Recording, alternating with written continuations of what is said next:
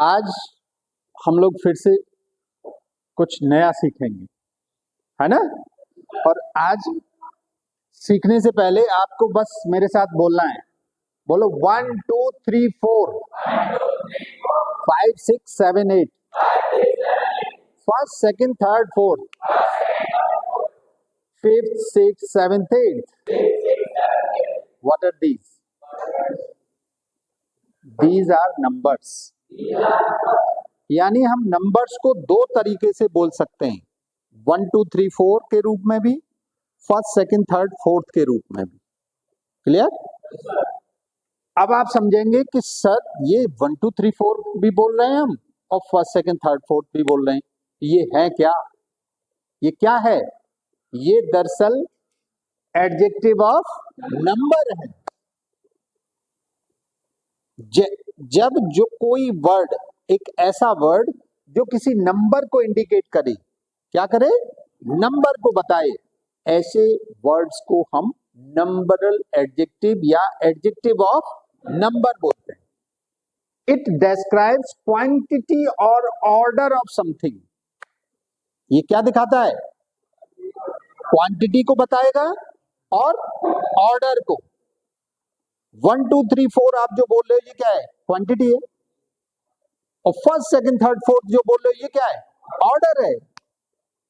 Clear.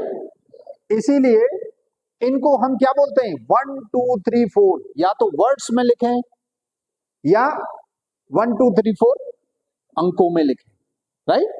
या शब्दों में लिखें या अंकों में लिखें। All these are what?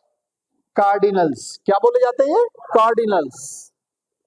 जब हम नंबर में या वर्ड्स में 1 2 3 4 5 6 7 8 सो ऑन जब ऐसे लिखते हैं तो इनको बोलते हैं हम कार्डिनल्स। क्या बोलते हैं? कार्डिनल्स। न्यू वर्ड है ये तुम्हारे लिए, सीख लो।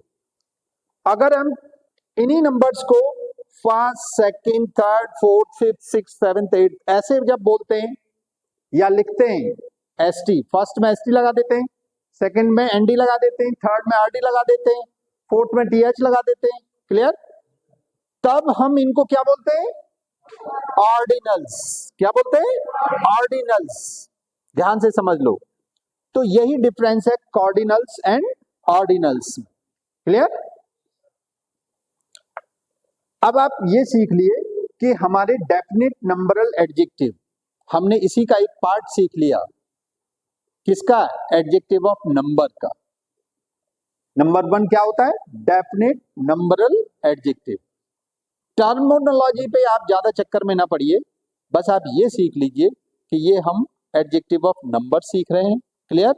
ये दो टाइप के होते हैं। कार्डिनल्स, अगर 1 2 3 4 5 के रूप में लिखेंगे तो कार्डिनल्स बोलते हैं उनको, और अगर ऑर्डिनल्स के रूप में लिखना है तो फर्स्ट सेकंड थर्ड फोर्थ लिखेंगे। यहां तक क्लियर? भाई ये बात तो सब जगह बुक्स में भी मिल जाएगी, लेकिन हमको तो कुछ और नया सीखना है। सीखना है कि नहीं? यस, सीखना है, नया सीखना है। अब नया क्या है सर? नया एक ऐसी चीज है जो 99% लोग रॉन्ग लिखते हैं। आई एम श्योर तुम भी रॉन्ग लिखते हो, और न तुम्हें आज तक किसी ने ये बात बताई होगी। हमारा ग्रामर पढ़ाने का जो पर्पस है ना, वो केवल बुक्स वाली ज्ञान देना नहीं है। जो आपको हजारों बुक में भी ना मिले वो ज्ञान हमें ढूंढ के तुम्हें देना है। कल एक बच्चे ने हमसे कहा कि सर एक डिजिटल बोर्ड ले लीजिए, उस डिजिटल बोर्ड पे बड़ा अच्छा लगता है, इतने सारे लोग हमारे जो है यूट्यूबर्स को हम देखते हैं सर डिजिटल बोर्ड पे लिखते हैं, वो बड़ा अच्छा लगता है। मैंने उस बच्चे से कहा बेटा मुझे बहुत अच्छा नहीं लगाना है, मुझे बहुत ज्यादा पॉम्प एंड शो नहीं करना है, दिखावा नहीं करना है। मुझे क्या देना है? सिर्फ और सिर्फ ज्ञान देना है, और एक ऐसा ज्ञान देना है जो कहीं दूसरी जगह ग्रामर का ज्ञान मिले ही नहीं उसको। हमारी क्लास को एक बार जो भी अटेंड कर लेगा वो समझ जाएगा कि इसमें कंटेंट और नॉलेज भरपूर है, इसमें दिखावा नहीं है। ये एकदम ऑर्डिनरी स्टाइल में हम पढ़ा रहे हैं, कोई दिक्कत नहीं हमको। हम ऑर्डिनरी स्टाइल हमारी ठीक है, ऑर्डिनरी ही ठीक है, लेकिन नॉलेज हमारी कैसी है? एक्स्ट्रा ऑर्डिनरी है भाई, वही हमें चाहिए। हम दुनियादारी की तरह दिखावा नहीं करने वाले, हमको बस नॉलेज देना है तुम्हें। वो हम तुमसे भी बोलते हैं, लाइफ में जो हो वही दिखो, नेचुरल रहो। ज्यादा दिखावा करने वाले लोग ज्यादा कुछ होते नहीं हैं, जो होते हैं वो दिखावा नहीं करते हैं।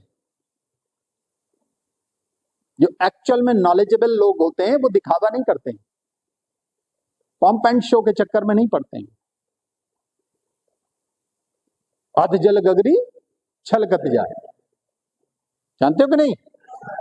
An empty vessel makes much noise. इसलिए तुम नेचुरल रहो, जो हो वही रहो, और ज्ञान रखो, नॉलेज रखो, ऐसी ऐसे ज्ञान रखो जो किसी और के पास ना हो, ऐसी ऐसी चीजें सीखो जो किसी और ने ना सीखी हो। इसमें देखो वो क्या है, 99% लोग क्या करते हैं, फर्स्ट रोमन में ऐसे लिखा, उसमें एसटी जोड़ देते हैं। सेकंड फिर रोमन में लिखा, उसमें एनडी जोड़ देते हैं। लिखते हो कि नहीं? तुम भी लिखते हो, मुझे पता है। I have seen so many people writing in this way. अगर आप रोमन में लिखने के बाद S T N D R D ये लगा रहे हो, it means you don't know anything. This is absolutely wrong. ये बिल्कुल गलत है ऐसे लिखना। क्यों है गलत? गलत इसलिए है क्योंकि बेटा फर्स्ट वन लिखो, वन वन में एस टी जोड़ो, नंबर में जोड़ो, because it is what ordinals, और ऑर्डिनल्स हमेशा नंबर से बनते हैं, रोमन लेटर से नहीं बनते, ये समझ लो। इसलिए ये रॉन्ग है। वन लिखो उसमें एस टी जोड़ो, करेक्ट। टू लिखो उसमें एन डी जोड़ो, करेक्ट। थ्री लिखो उसमें आर डी जोड़ो, करेक्ट। फोर लिखो उसमें टी एच जोड़ो, correct. This is the correct way of writing ordinals. मैं कह रहा हूं 99% आप अपने फ्रेंड्स को देख लेना, इवन बहुत सारे लोग पढ़े लिखे लोग भी लगा देते, देख लेना, वो रॉन्ग वे है। नहीं लिखना कभी रोमन में S T R D N D, ये सब नहीं लगता। क्लियर? तो ये हमारा एक स्पेशल नॉलेज तुम्हें मैंने दे दिया। इसमें आगे बढ़ते हैं बेटा। हमने लिखा भी है, never use Roman letters as ordinals. Ordinals के रूप में रोमन लेटर्स को नहीं लिखा जाता। अब आइए थर्ड पार्ट इसका क्या होता है, indefinite numeral adjective. Indefinite numeral adjective हम बहुत अच्छे से पढ़ चुके हैं पहले, इससे पहले क्लास में, उसका बहुत बढ़िया वीडियो भी है तुम्हारे पास। इसके एग्जांपल्स क्या है, सम है, फ्यू है, मैनी है, नो है, सेवरल है, एनी है। इसके बारे में हम डिटेल्ड स्टडी कर चुके हैं, आप चाहो तो उस वीडियो को देख सकते हो, वो रिकॉर्डेड वीडियो है। नेक्स्ट पार्ट होता है डिस्ट्रीब्यूटिव नंबरल एडजेक्टिव। डिस्ट्रीब्यूट करने वाला ऐसा नंबरल एडजेक्टिव जो क्या करता है, डिस्ट्रीब्यूट करता है। डिस्ट्रीब्यूट मींस बांटना। Very good, clear?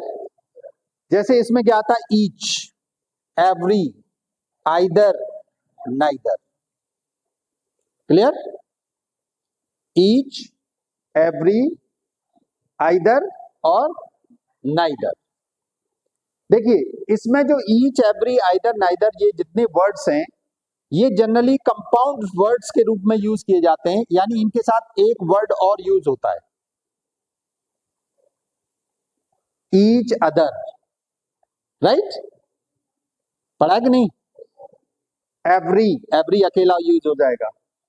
आइदर के साथ और लगता है, आइदर और, या तो या। इसका मतलब क्या होता है, या तो या। आइदर मोहन, बोलो, और Sohan has stolen my book.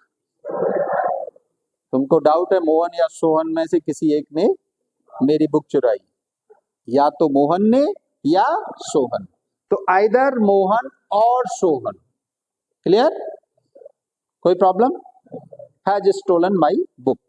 Clear? ऐसे ये है नाइदर, नाइदर के साथ क्या लगता है, नॉर, ये नेगेटिव सेंस में नेगेटिव बनाता है। नाइदर सुनील, बोलो, नॉर राधा हैज लर्न और लेसन। क्लियर, कोई प्रॉब्लम? अब आप देखिए, हमने आइदर और नाइदर नॉर का यूज तो सीख लिया। क्लियर, कोई प्रॉब्लम? ये आपके नंबरल एडजेक्टिव हो गए। अब अगले वाले नेक्स्ट अभी पढ़ाते हैं। Now let's see, next adjective is exclamatory adjective. हमारा नेक्स्ट एडजेक्टिव क्या है, एक्सक्लेमेटरी एडजेक्टिव। भाई ये क्या होता है? Exclamatory adjective, an adjective, exclamatory adjective is an adjective that conveys strong feelings, an adjective that conveys, जो क्या कन्वे करता है, स्ट्रॉन्ग फीलिंग्स, एकदम स्ट्रॉन्ग फीलिंग्स को एक्सप्रेस करता है। ऐसे एडजेक्टिव को हम बोलते हैं क्या, एक्सक्लेमेटरी एडजेक्टिव। एग्जाम्पल के लिए देखिए, किसी ने बोला आपको how beautiful the rain is, surprise किया, how beautiful the rain is, see, देखो कितनी सुंदर बरसात है। तो ये क्या है, स्ट्रॉन्ग फीलिंग आ रहा है हैप्पीनेस का। तो ये क्या हो गया आपका exclamatory adjective. Clear, what an idea, तुमने किसी को अपना बात बताई, कोई नई बात, जब उसने सुनी समझी तुम्हारा आइडिया बहुत अच्छा लगा उसको, तो उसने क्या बोला, ओ व्हाट एन आइडिया, कितना अच्छा आइडिया भाई तुम्हारे पास, तो सरप्राइज। क्लियर, पहले एक एड भी आता था, व्हाट एन आइडिया सर जी, है ना। तो उसी तरह से देखो, अगर तुम किसी पर्सन से मिले, बहुत देखो दुनिया में तुम जब किसी से मिलते हो तो सामने वाला तुमसे कुछ न कुछ इन्फ्लुएंस होके जाता है। इट मे बी पॉजिटिव और इट मे बी नेगेटिव। अगर तुम अच्छे आदमी हो तो उसको अच्छा इन्फ्लुएंस होके जाएगा, सोचेगा बहुत अच्छा इंसान मिला, राइट। तो वो क्या कहेगा तुमसे, what a nice person you are, what a nice person you are. तो ये तो एक जनरल आपको नॉलेज हो गई कि जब कोई सडन फीलिंग्स एक्सप्रेस हो, ऐसे वर्ड्स जो सडन फीलिंग्स को दिखाते हैं, उनको हम क्या बोलते हैं, exclamatory adjective. This is general idea, everybody can teach you, right, और बुक में भी मिल जाएगा। लेकिन वही स्पेशल ज्ञान वाली बात अब फिर आ गई। तुम लोग सोचोगे कि सर ये स्पेशल ज्ञान कहाँ से आ गया। स्पेशल ज्ञान है बेटा, आप ये भी देखो, ये वर्ड्स हमें इंटरोगेटिव सेंटेंस में भी मिलते हैं, मिलते हैं कि नहीं। लेकिन हमने देखो जितने भी सेंटेंस हैं उन सब के बाद क्या लगाया, मार्क ऑफ एक्सक्लेमेशन, विस्मय सूचक शब्द, राइट, अंक, मार्क, सॉरी मार्क है ये। तो ये हमने क्या लगाया, मार्क ऑफ एक्सक्लेमेशन। क्यों लगाया है, क्योंकि ये एक्सक्लेमेटरी सेंटेंस है। क्या है ये, एक्सक्लेमेटरी सेंटेंस। आगे हम इसके बारे में डिटेल स्टडी करेंगे। लेकिन जो हमको सीखना है विशेष बात, वो ये ध्यान देना है कि ये जितने भी हमारे वर्ड्स हैं ये इंटरोगेटिव सेंटेंस में भी यूज होते हैं, बट ये इंटरोगेटिव सेंटेंस नहीं है। क्यों नहीं है ये बताओ भाई। हमने तुम्हें बताया है कि कोई भी सेंटेंस इंटरोगेटिव तभी है जब इंटरोगेटिव वर्ड्स के बाद हेल्पिंग वर्ब लगता है। बिल्कुल एकदम क्लियर कट, सिंपली समझ लीजिए इस बात को। किसी भी इंटरोगेटिव वर्ड के बाद अगर हेल्पिंग वर्ब लग गया तो that sentence is 100% interrogative sentence. Clear? एक ये बहुत मोटी पहचान है। इस बात को आप ऐसे भी बोल सकते हो कि सर अगर सब्जेक्ट से पहले हमने हेल्पिंग वर्ब लगा दिया तो वो सेंटेंस इंटेरोगेटिव होगा ही होगा। क्लियर? तो इसलिए ये इंटेरोगेटिव सेंटेंस नहीं है, क्योंकि इनके बाद कहीं कोई हेल्पिंग वर्ब नहीं लगा है बेटा। क्लियर? ये जिन शब्दों को एट्रीब्यूट कर रहे हैं, जिनके बारे में कुछ आइडिया दे रहे हैं, उन्हीं के लिए ये यूज किए जा रहे हैं। समझ में आ गया होगा? सिंपल है भाई। अगर किसी इंटेरोगेटिव वर्ड के बाद हेल्पिंग वर्ब लगा है तो सेंटेंस क्या है? इंटेरोगेटिव है। नहीं लगा है तो वो इंटेरोगेटिव नहीं है, या तो वो सिंपल, तुम कह सकते हो एसर्टिव सेंटेंस हो सकता है, या एक्सक्लेमेटरी भी हो सकता है। एसर्टिव सेंटेंस होगा। क्लियर? एसर्टिव सेंटेंस के दो पार्ट होते हैं बेटा, केवल पॉजिटिव पॉजिटिव नहीं होता है, उसमें नेगेटिव भी होता है। क्लियर? चलिए, ओके, इतना समझ में आ गया। Next, now we will study emphasizing adjective. Emphasizing adjective क्या होता है बेटा? एम्फेसाइजिंग एडजेक्टिव के लिए सबसे पहले समझो एम्फेसाइज का मतलब क्या होता है। एम्फेसाइज, एम्फेसाइज मींस, बोलो, to give pressure, to stress, किसी चीज पर जोर डालना, दबाव डालना, दबाव के साथ कहना, राइट? प्रेशर में कहना, फोर्सफुली कहना, जिससे कि तुम अपनी बात को इन्फ्लुएंसिंग तरीके से समझा सको सामने वाले। क्लियर? तो देखिए क्या होता है, an adjective which is used to emphasize और डिस्क्राइब अ नाउन, जो किसी नाउन को एम्फेसाइज करने के लिए या डिस्क्राइब करने के लिए जिस एडजेक्टिव का हम यूज करते हैं, that is called emphasizing adjective. Clear? Emphasize करने के लिए जिस एडजेक्टिव का यूज किया जाता है उसे एम्फेसाइजिंग एडजेक्टिव कहा जाता है। एग्जाम्पल देखिए, एग्जाम्पल से क्लियर हो जाएगा। एक्चुअल, इसके पहले एग्जाम्पल्स देख लीजिए। एक तो इसमें एक्चुअल होता है, एक ओन होता है, ओन, एक वेरी होता है, वेरी, VERY, एक कंप्लीट होता है, राइट? ये वर्ड्स हैं जिनको हम एज एम्फेसाइजिंग एडजेक्टिव यूज करते हैं। क्लियर? एग्जाम्पल देखिए, it is your actual, sorry, is it your actual photo. आज के जमाने में ये बड़ी मुसीबत हो गई है।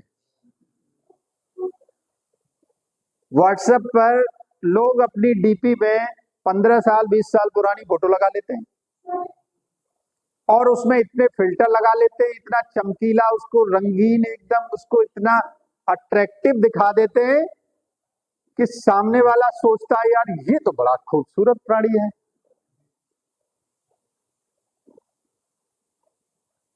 बड़ा कंफ्यूजन क्रिएट करता है भाई। फेसबुक पे देखो, तुम व्हाट्सएप पे देखो, लोग ऐसी ऐसी फोटो उसको इतना ज्यादा फिल्टर कर करके लगा देते हैं, समझ नहीं आता ये एक्चुअल है क्या। तो किसी ने पूछा, is it your actual photo? क्या ये तुम्हारी एक्चुअल फोटो है या रंगी हुई फोटो है? राइट? तो बेटा ये एक्चुअल जो वर्ड है, ये किसको एम्फेसाइज करने के लिए यूज हो रहा है? फोटो को। इसलिए ये क्या हो गया? Emphasizing adjective. क्लियर हो गया? खासकर लड़के लोग बहुत कंफ्यूजन में आ जाते हैं लड़कियों की डीपी देख के, है ना? चलिए बेटा देखते हैं नेक्स्ट, ओन। ओन वर्ड भी ऐसा ही है जो एम्फेसाइजिंग एडजेक्टिव का काम करता है। एग्जाम्पल देखिए, आई saw this incident by my own eyes. भाई किसी ने कहा कि तुम्हें क्या पता है, ये घटना ऐसे हुई, तो तुम क्या कहोगे? Yes, I saw this incident by my own eyes. Emphasize हो गया, मैंने स्वयं अपनी आंखों से देखा है इसको, पूरी घटना मुझे पता है। भाई तुम चश्मदीद गवाह हो गए उसके, राइट? पुलिस ना पकड़ के ले जाएगी तुमको, चिंता मत करो। तो ये हो गया तुम्हारा आई saw this incident by my own eyes. तो ये इसमें जो ओन वर्ड है ये एम्फेसाइज कर रहा है। क्लियर? मैंने खुद अपनी आंखों से देखा इंसिडेंट को। क्लियर? ऐसा ही एक वर्ड है very. Very, that is the very one, that is the very one I was talking about. ये लड़कियां अक्सर करती हैं। कोई अच्छा, अब मान लो कोई लड़के को देखा, अरे ये yes the very one I was talking about, ये वही है जिसके बारे में तुमसे बात कर रही थी, राइट? तो that is the very one I was talking about, ये वही है जिसके बारे में मैं बात कर रहा था। कोई बात भी हो सकती है, जरूरी नहीं है लड़का ही हो, कोई घटना भी हो सकती है। तो ये वही बात है या वही लोग है या वही इंसान है जिसके बारे में तुमसे बात कर रहा था। वेरी, स्ट्रेस हो गया। अगला देखो कंप्लीट। कंप्लीट भी एम्फेसाइजिंग एडजेक्टिव के रूप में यूज होता है। क्लियर? देखिए जैसे my videos can bring you complete success. बेटा हम उस तरह से पढ़ाने की कोशिश कर रहे हैं, दावा तो नहीं कर रहे हैं, लेकिन हाँ कोशिश ऐसी कर रहे हैं कि इंग्लिश ग्रामर में कहीं भी किसी भी कंपटीशन में तुम फेल नहीं हो पाओ। तो my videos can bring you complete success. अगर तुम्हें सक्सेस पानी है तो हमारी वीडियोज को देखते रहो। इंग्लिश ग्रामर में कभी कोई फेल नहीं कर पाएगा, तुमको कहीं बीट नहीं कर पाएगा। क्लियर? तो ये सारे वर्ड्स क्या यूज किए जाते, किस तरह किए जाते? एम्फेसाइजिंग एडजेक्टिव की तरह। रिकैप कर लो, एक्चुअल है, ओन है, वेरी है, कंप्लीट है। क्लियर? कोई doubt? All the best. Now we will study compound adjective. Let's see compound adjective क्या होता है। ठीक है, हिंदी में इसको तुम बोल सकते हो संयुक्त विशेषण। अब कंपाउंड वर्ड से एकदम क्लियर हो रहा है, कंपाउंड मीन्स कंबाइंड, जिसमें दो वर्ड्स का कॉम्बिनेशन हो। When two compound words make different meaning, this group of two words is called compound adjective. जब दो शब्द जुड़ के एक अलग मीनिंग बनाते हैं, डिफरेंट मीनिंग बनाते हैं, राइट? तो उसको हम क्या बोलते हैं? Compound adjective. कोई प्रॉब्लम? इजी है। जब दो वर्ड्स मिलेंगे, तो जब दो वर्ड्स मिलने के बाद एक अलग मीनिंग बना के देंगे तो उसको हम बोलते हैं कंपाउंड एडजेक्टिव। यूज सीखो इसका। जैसे हम बोलते हैं blue collared, blue collared, white collared, बोलते हैं कि नहीं? जैसे बोलते हैं कि ये बहुत ही अच्छा व्हाइट कॉलर्ड बिजनेस है भाई। व्हाइट कॉलर्ड बिजनेस का मतलब नीट एंड क्लीन बिजनेस, साफ सुथरा व्यापार, किसी तरह की इसमें किच किच झिक झिक नहीं है, फंसने वाला नहीं है, गंदा काम नहीं है, लीगल काम नहीं है, right? It's a white collared business, right? Blue collared, नीले कॉलर वाला, राइट? ये भी उसी सेंस में आता है, white collared, blue collared. Short term, अल्पावधि, कम समय के लिए, राइट?